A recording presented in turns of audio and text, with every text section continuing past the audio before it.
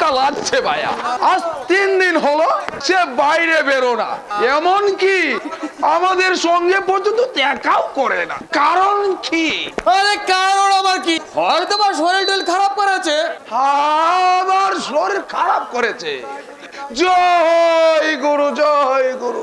যতই শরীর খারাপ করুক না কেন ভাইয়া, আজ তাকে নিয়ে আসতেই হবে, নইলে এতগুলো টাকা হাতছাড়া হয়ে গেলে এই শ্রী ভগবানের দাসে বুকেছে পালপিটেশন পালপিটেশন শুরু হয়ে যাবে ভাইয়া।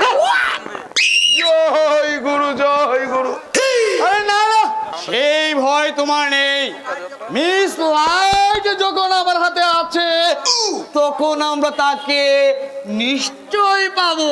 তাহলে আমরা বেশ মোটা টাকা পাবো নাকি বলো হে কালী? নিশ্চয় নিশ্চয়।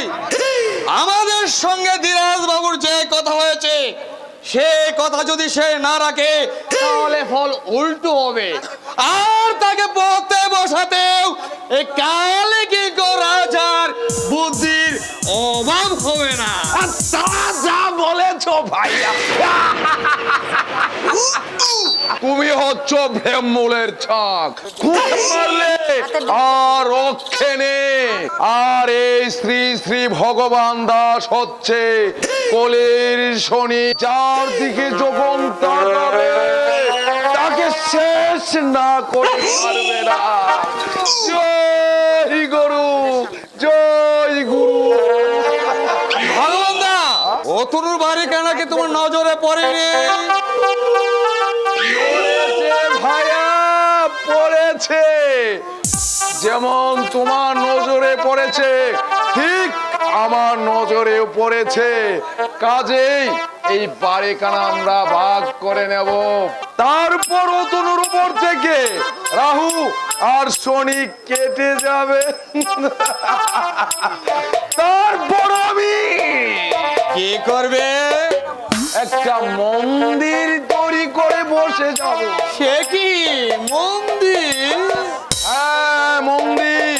তাতে পুণ্যও হবে আর মন্দির থেকে বেশ লাভ হবে। জয় গুরু, জয় গুরু। তাহলে কি তোমার চোলাই কোম্পানি তুলে দেবে নাকি? না, তুলে দেবে কেন? একদিকে চলবে মন্দির, অন্যদিকে চলবে চুলাই কোম্পানি, আর এই মৃত সঞ্জীবনী।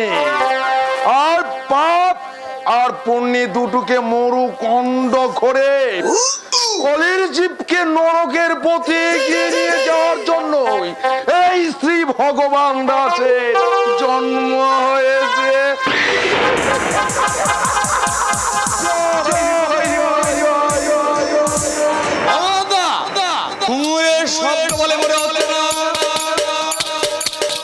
গুঙুরের শব্দই তো। তাহলে অতুলকে আজকাল বাড়িতে ভাই জেনে নাচাচ্ছে নাকি? ও কথা বলো না ভাইয়া, ও কথা বলো না। ও কথা শুনে আমার কানে যে যন্ত্রণা আরম্ভ হয়ে যাচ্ছে, আর ওই ঘুঙুরের শব্দ শুনে আমার মুখে হাত কালী কিঙ্কর, একটা কিছু কিঙ্কর, নইলে যে আমাদের সব আশায় ছাই হয়ে যাবে। তুমি এত ব্যস্ত হচ্ছ না, আগে ব্যাপারটা বুঝতে দাও, তারপর দেখা যাক কি করা যায়। অতনু, অতনু, মুখের উপর সারা যে তালাটা বন্ধ করে দিল যে। বন্ধ করে দিল? আর আরেকটু জোরে ডাক না, জানালার ফাঁক দিয়ে ঠিক শুনতে পাবে। ও অতনু, অতনু ভাইয়া, নিচে নেমে আয়। আমরা একটা জরুরি জরুরি খবর নিয়ে এসেছি। এসো ভাইয়া, এসো। এই শ্রী শ্রী ভগবান তোমার বাল্য ভ্রমণকারী তোমাকে ডাকেছে। এসো।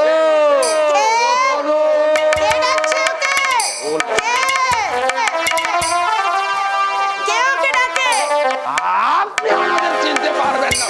আমি হচ্ছি করছি জগৎ স্বামী শ্রী কক্ষটানন্দ তিলক মহারাজের শ্রী চরণের ধুলি, শ্রী ভগবান দাস বাউল ব্রহ্মচারী।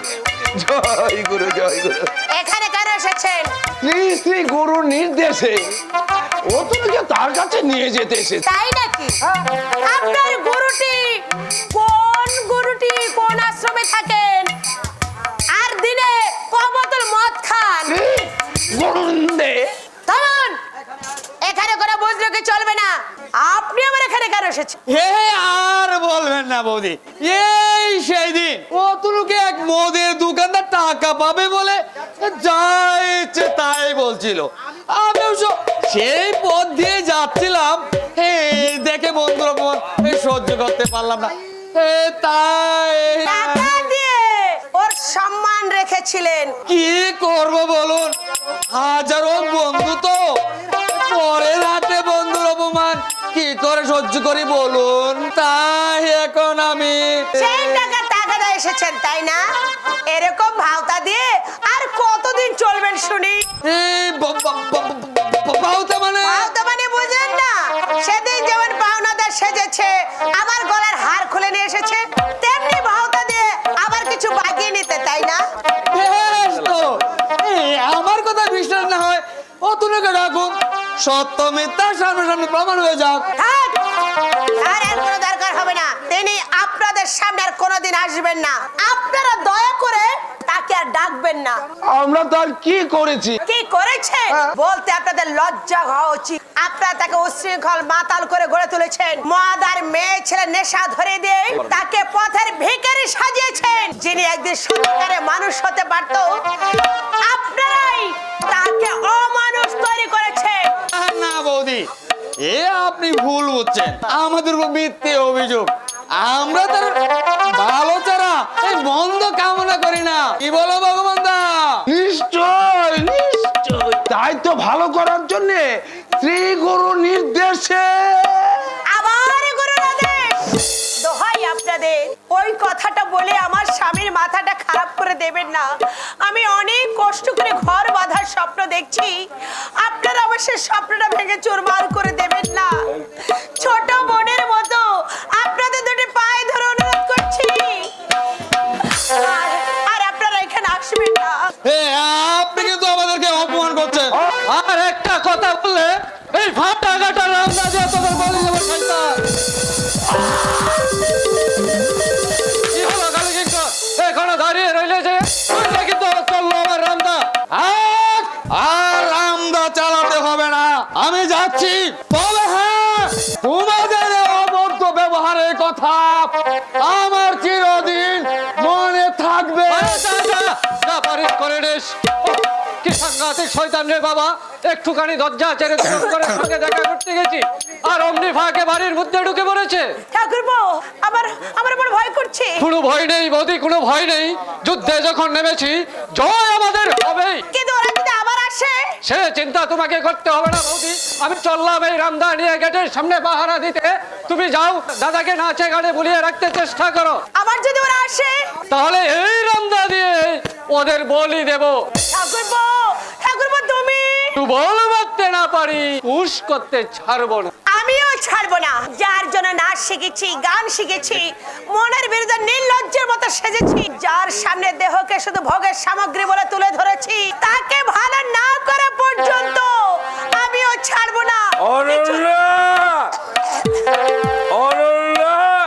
আরে এই যে অরুণা, তুমি এখানে? কি তুমি আবার নিচে নেমে এলে কেন? আমি তো এক্ষুনি উপরে যাচ্ছিলাম। চলো চলো। কে এসেছিল অরুণা? যার জন্য তুমি নাচ গান বন্ধ করে না না, কেউ আসেনি, কেউ আসেনি। তুমি উপরে চলো, আমি নাচবো, তুমি দেখবে, আমি গাইবো, তুমি শুনবে, আমি নিজের হাতে মদ ফেলে দেবো, তুমি খাবে। সত্য করে বলো, কে এসেছিল? আমার মন বলছে কালকিঙ্কর আর ভগবান দা এসেছিল। বলো, তারাই কি এসেছিল? কে? চুপ করে আছো কেন? কথা বলো, উত্তর দাও। তুমি আমার বন্ধুদেরকে অপমান করেছো। হ্যাঁ করেছি। যারা আমার সর্বনাশ করতে চায় আর আমি তাদেরকে কোনো সম্মান দেখাবো না।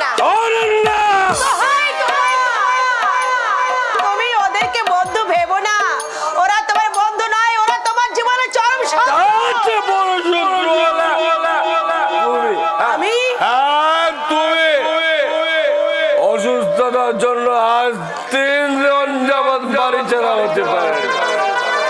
তাই ঘরে বসে দুধের সাথে আমি গুলে মিটিয়েছি।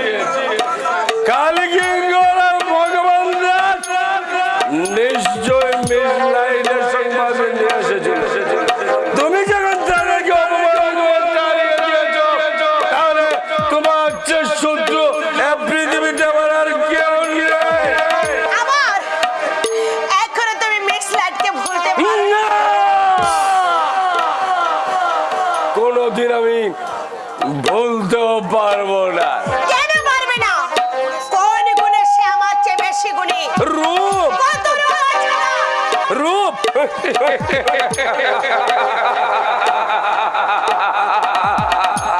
রূপে তুমি তার চেয়ে অনেক অনেক বেশি, কিন্তু গুণে তুমি তার চেয়ে অনেক অনেক অনেক কম।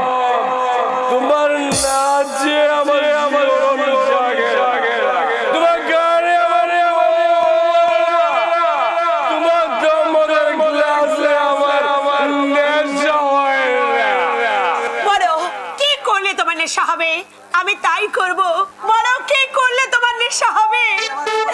তুমি আমার জীবনের সব, তোমার মনে শান্তি এনে দিতে দরকার হলে আমি আরো নির্লজ্জ হব। তুমি শুধু মিস লাইটকে ভুলে যাও।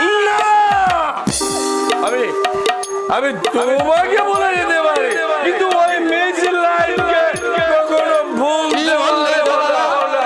একটা ভাইজির জন্য তুমি নিজের স্ত্রীকে ভুলে যাবে? একই শব্দ তুই। ছি দাদা ছি, তোমার বিবেক বলতে কিছু নেই? যে নিজেকে প্রদীপের মতো পুড়িয়ে তোমার জীবনটাকে আলোয় ভরিয়ে দিতে চায়, তাকে কথা বলতে তোমার বিবেকে বাঁধলো না? না, তোকে আর লেকচার দিতে হবে না। লেকচার দিতে আমিও চাই না দাদা। তোমার কেয়াল চরিতার্থের জন্য দুখানা বাড়ি গেছে, শান্ত! টাকা পয়সা গয়নাগাটি সবই তুমি নষ্ট করেছো। তবু তোমার মুখের উপর কোনোদিন কিছু বলিনি, কিন্তু আজ বৌদিকে অবহেলা করে তুমি আমার মুখ খুলতে বাধ্য করেছো। চুপ করো ভাই, তুমি চুপ করো। দাদার মুখে মুখে তর্ক করতে নেই। ওর মুখ বন্ধ করে তোমাকে আর সাধু সাজতে হবে না।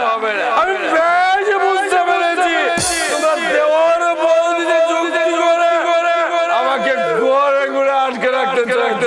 এ তোমার ভুল ধারণা দাদা। বৌদি আমায় কথা বলতে শেখায়নি, শিখিয়েছে তোমার এই উচ্ছৃঙ্খলতা। কে?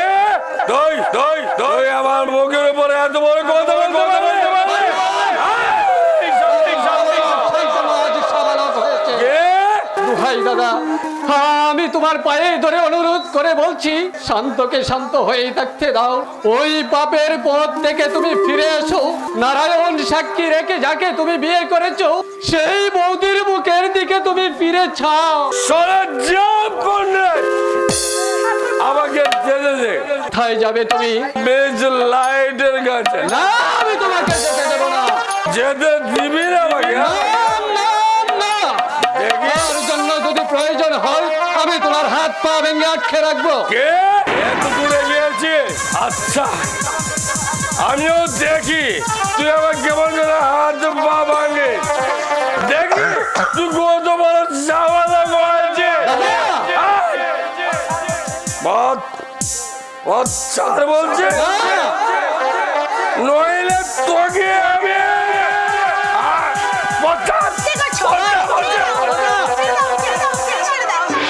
দেওয়ার বৌদিতে যুক্তি করে আমাকে জব্দ করবে, আমাকে ওই ঘরে ঘুরে আটকে রাখবে।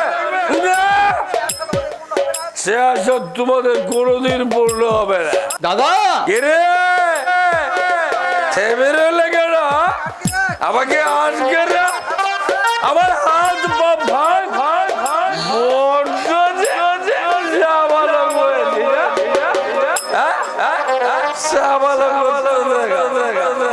আমার একটু অসুখ হয়েছে বলে আমি তোর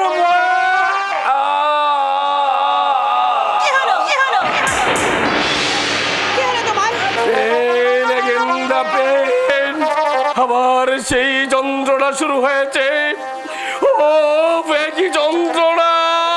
আরো পেট ভরে ভাত খাও, ভাইজি বাড়িতে যাও, ভালো হয়ে যাবে। এসব কথা বলতে নেই।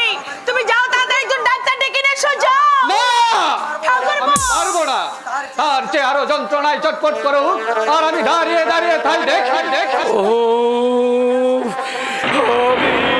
আমি আর সহ্য করতে পারছি না, সমস্ত শরীর ভেঙে চুরমার হয়ে যাচ্ছে। বলুন না, বলুন না, ডাক্তার, ডাক্তার। তুমি আর দেরি করো না ভাই, আর দেরি করো না, তুমি যাও। আমার অনুরোধটুকু তুমি রাখো। তুমি একবার বৌদি, ডাক্তারের কাছে যাও। তুমি কি একটু আগে যে তোমাকে অপমান করলো তার জন্য তুমি আমি যে জীবনের যুদ্ধে জয়ী হতে চলেছি ভাই, এর সময় কি অভিমান করে মুখ ফিরে থাকা চলে? তুমি যাও ভাই, তুমি যাও। শোনো দাদা, শোনো, যে স্ত্রীর দিকে কোনোদিন ভালো করে চেয়েও দেখুনি, যাকে তুমি এতটুকু ভালোবাসা দাওনি, সে কি বলে শুনো। আমি যাচ্ছি, জানি না তোমার মতো নির্বোধ মেয়ে আমাদের দেশে আরো কত আছে যারা শুধু স্বামীর কাছে আঘাত পায় আর তার বিনিময়ে দেয় শুধু বুক ভরা ভালোবাসা। I cast the earth Raj. আমি আমার চোখ দিয়ে অন্ধকার দেখেছি, আমি বুঝি আর বাঁচব না। ওগো না, ওসব কথা বলো না। চলো, আমি এক্ষুনি জল গরম করে দিচ্ছি, তারপর ঠাকুর ডাক্তার নিয়ে এলে তুমি দেখবে সব ঠিক হয়ে যাবে। চলো, তোমাকে বিছানায় শুয়ে দেবো। চলো, কোনো ভয় নেই, আমি তো রয়েছি। আমি আমার পরমায়ুধে আমি তোমাকে সুস্থ করে তুলবো। আমি তোমাকে সুস্থ করে তুলবো।